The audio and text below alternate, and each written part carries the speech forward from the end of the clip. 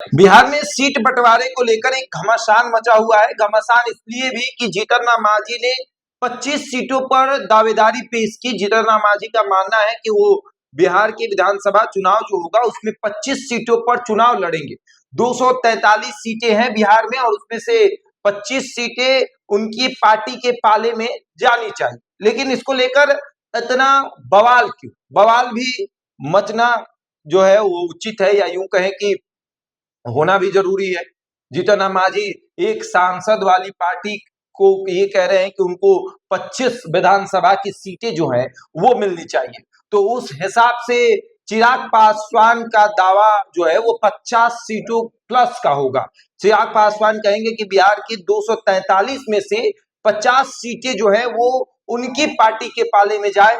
और इस बीच अगर देखें तो उपेंद्र कुशवाहा भी पीछे नहीं हटेंगे, वो भी 20 सीटों का दावा करेंगे। और इन तमाम चीजों पर चर्चा होगी कि आखिर फायदा किसे, नुकसान किसे, किसे कितना फायदा। 25 सीटें जीतन राम मांझी को, 50 सीटें जो हैं वो चिराग पासवान और 20 सीटें जो हैं वो उपेंद्र कुशवाहा, तो बचे 95 सीटें। और उसके बाद पशुपति पारस भी कहेंगे कि लोकसभा में हमने बहुत योगदान दिया, लोकसभा में आपने जैसा कहा हमने वैसा किया, तो कम से कम 20 सीट जो है वो हमारे पाले में डाल दी जाए। तो 95 इधर और फिर 20 इधर, आपके हो गए टोटल 115 सीटें। और 115 सीटों के बाद जो सीटें बचेंगी वो जेडीयू और भारतीय जनता पार्टी की सीटें होंगी। जिस भारतीय जनता पार्टी के पास अभी 78 विधायक है, जिस जेडीयू के पास अभी 43 विधायक है, उस जेडीयू और भाजपा को ये कहा जा रहा है कि इस बार आप लोग कम सीटों में समझौता करिए। यानी जो जेडीयू पिछली बार 110 से 112 सीटों पर चुनाव लड़ी थी, 111 सीटों पर, जो भाजपा पिछली बार 110 से 111 सीटों पर चुनाव लड़ी थी, उस भाजपा और जेडीयू को कहा जा रहा है कि इस बार समझौता करिए।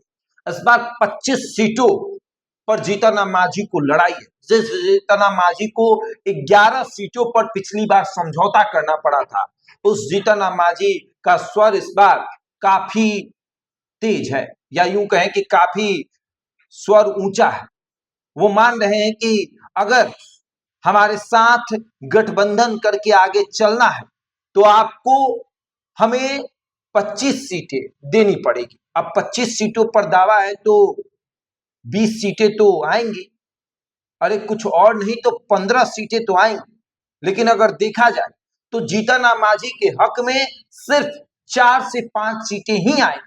ये इसलिए क्योंकि उनके पास एक सांसद है और एक सांसद वाली पार्टी के पास 4 से 5 उम्मीदवार विधानसभा के सीटों पर दावा करने का मौका होता है। लेकिन जीतन राम मांझी को लग रहा है कि नहीं भैया, झोली जितना बड़ा होगा दान उतना ही मिलेगा। दान के लिए झोली बड़ा रखना जरूरी है, लेकिन शायद मांझी ये भूल गए कि झोली ज्यादा बड़ा हो गया, दान छोटा मिला तो फिर जगहसाई होगी और वो जगहसाई से दिल को बहुत तकलीफ होगी। लेकिन मांझी को लग रहा है कि नहीं, दान बड़ा मिले ये उम्मीद करनी चाहिए।